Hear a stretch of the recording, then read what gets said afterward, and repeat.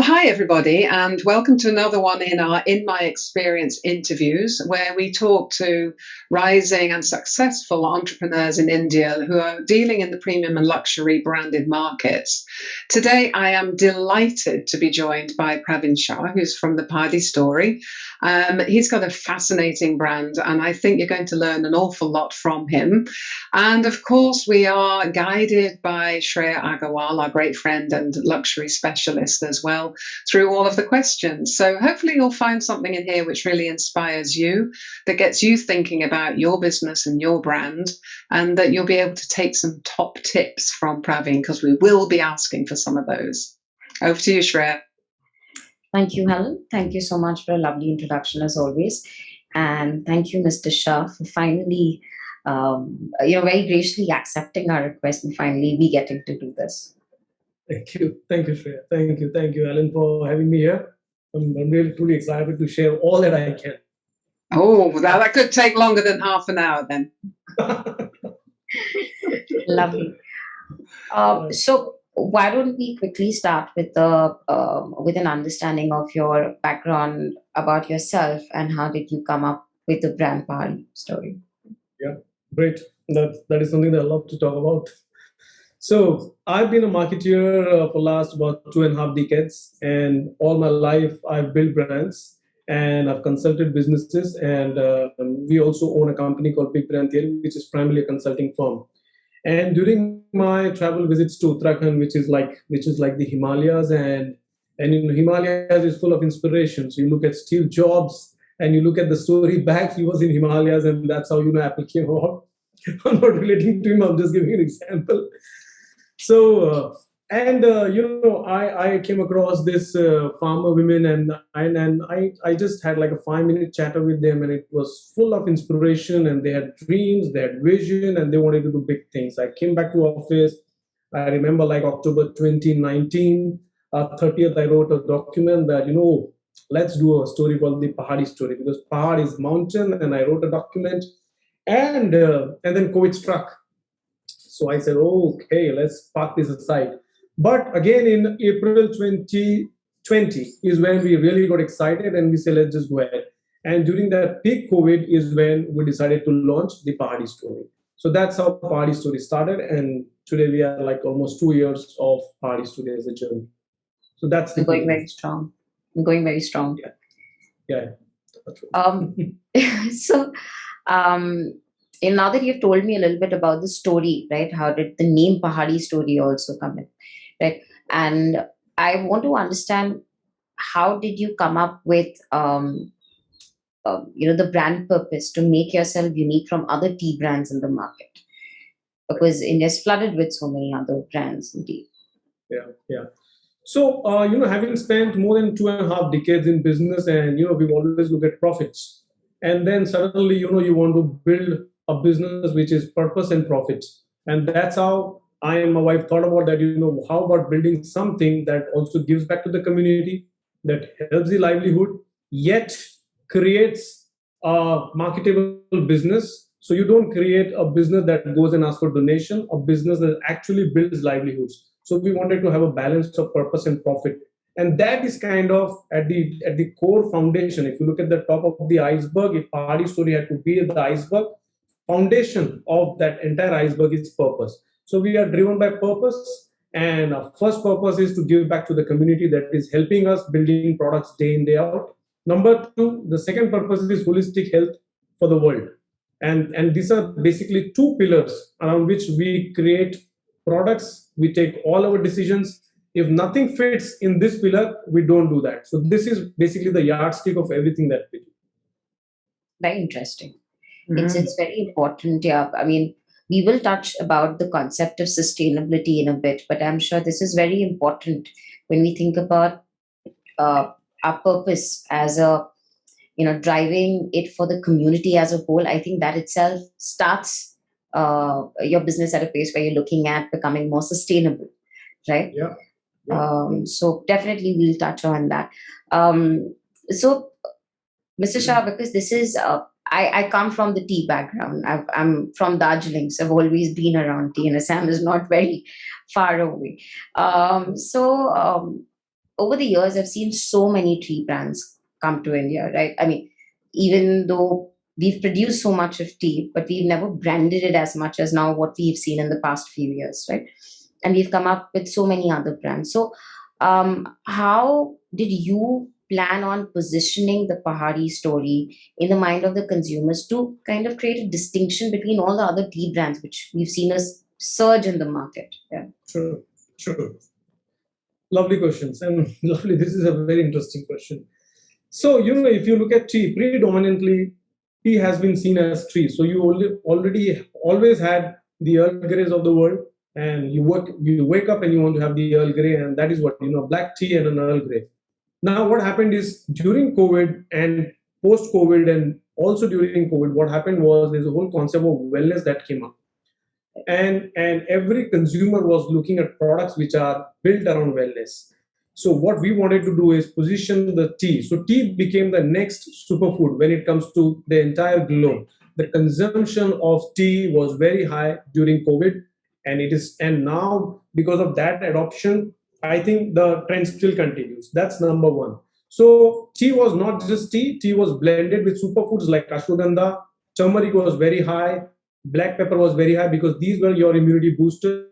These were your things that were cleansing, they were detoxing you. So we positioned tea as wellness green tea only. So we just don't say green tea. So we said wellness green tea for your holistic health and from the authentic Himalayan mountain. So these were our three key differentiators. That's how we position tea in the market.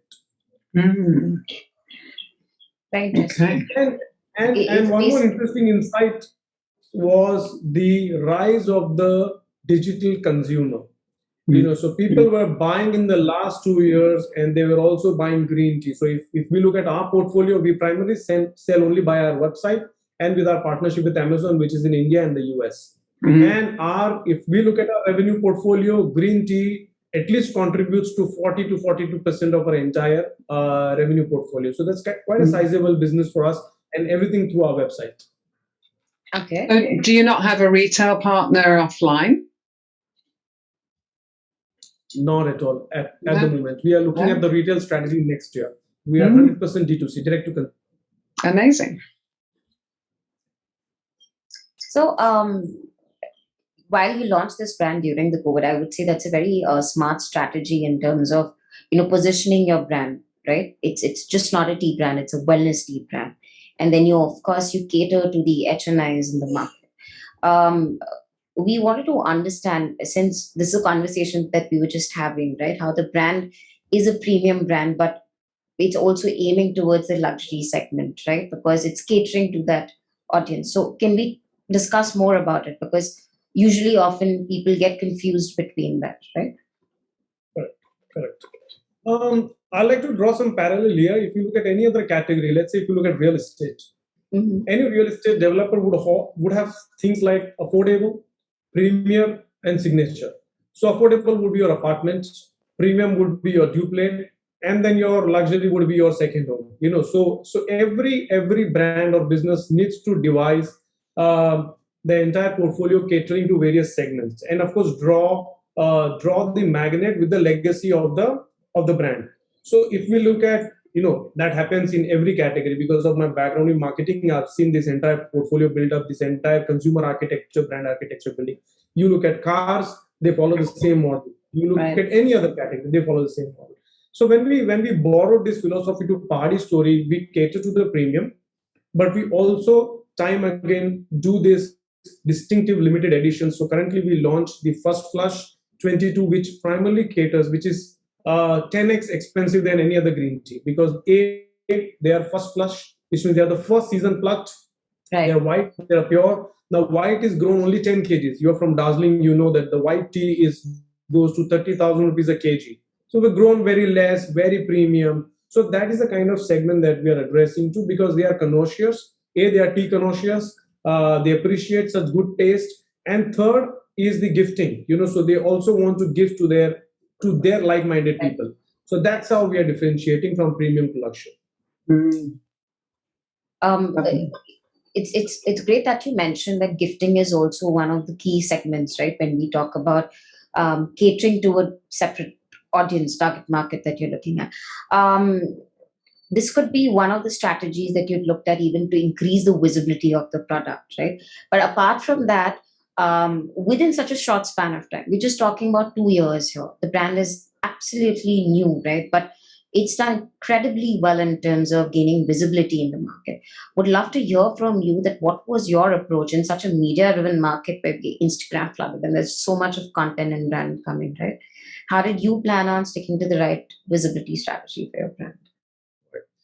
So Pahadi Story has a disproportionate advantage of having me and my team on the marketing side. So we have our business heads, etc. But the whole thought process was uh, is to build the brand directly via the social channels. Social channels give us direct access to consumers.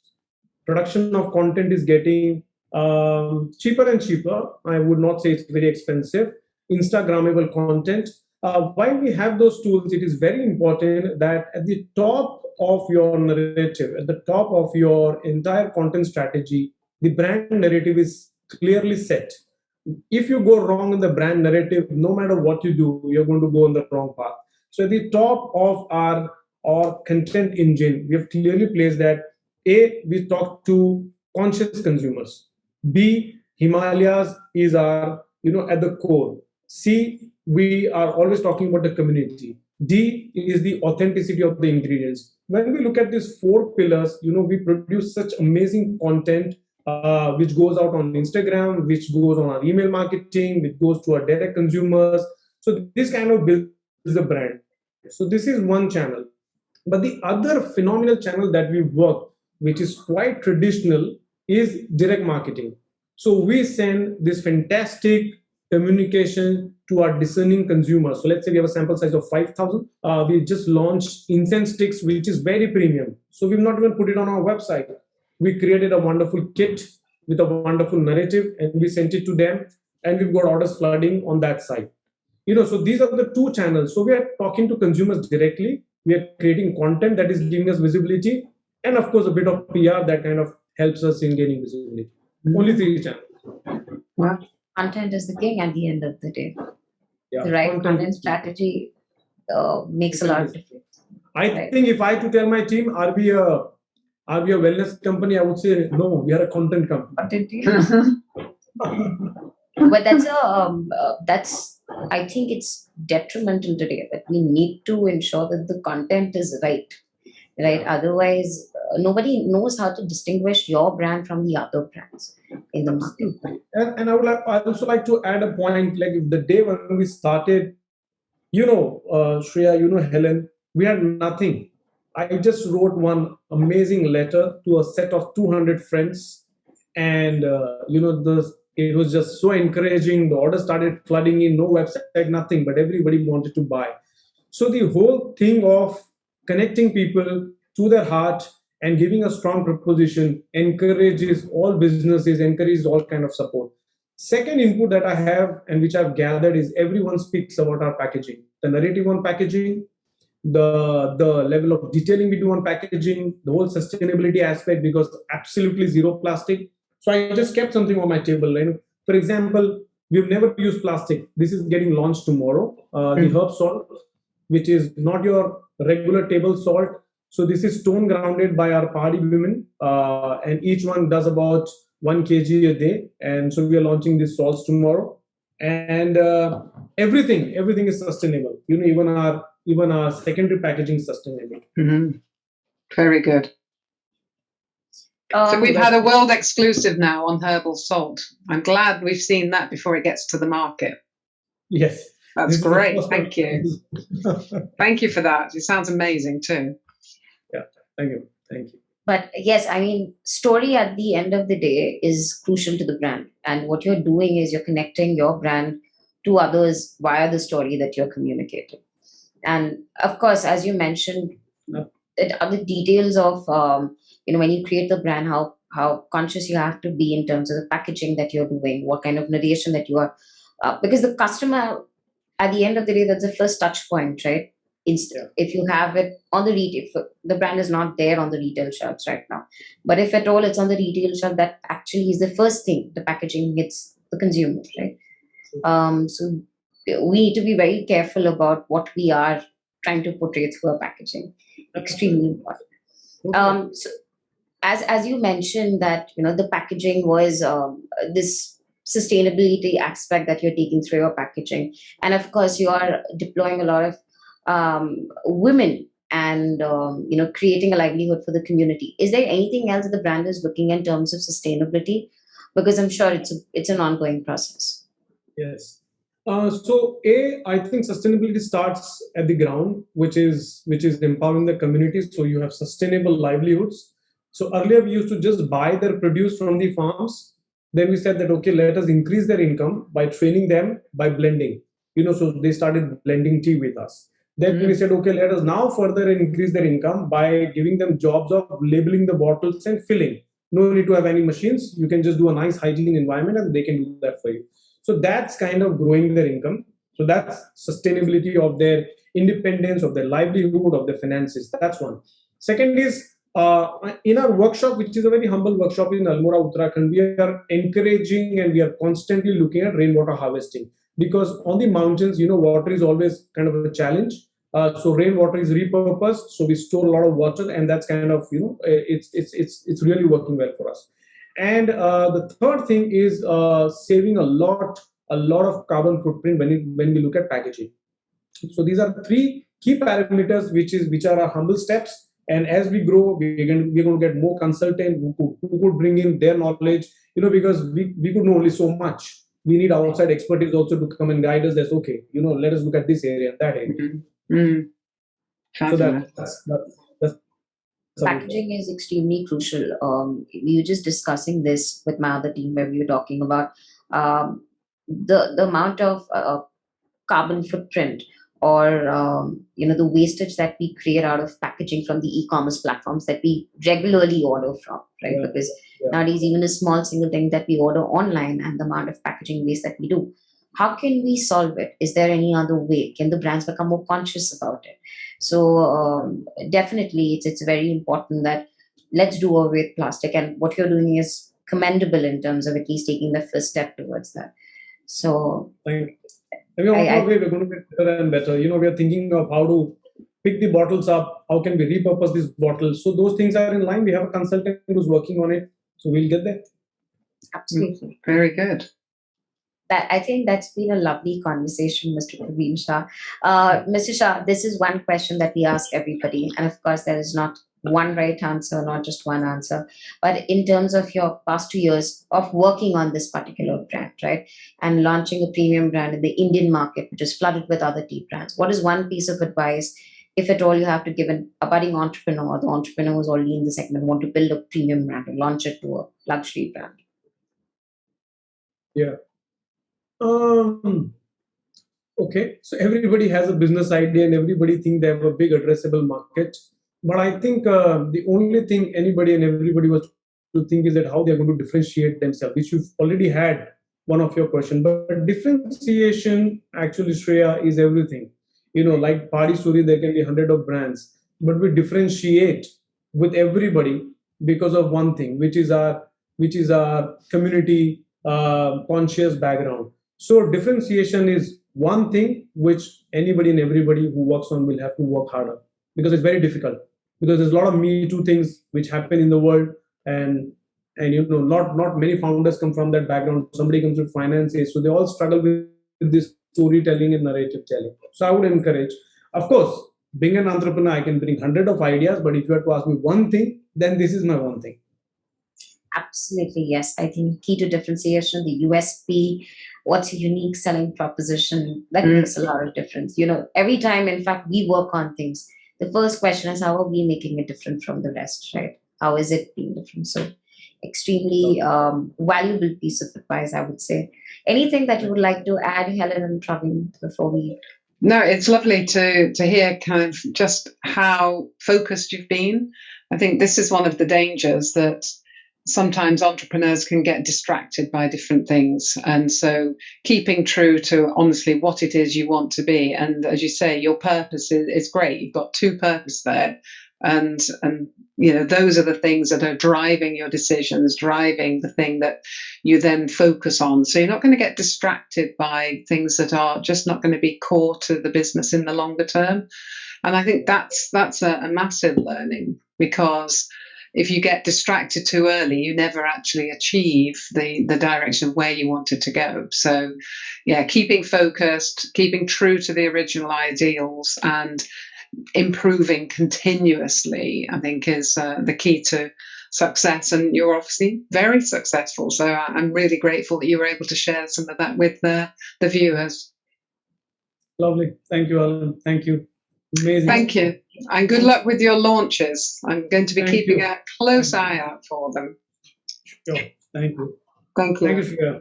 Thank you so much, Mr. Shah, for doing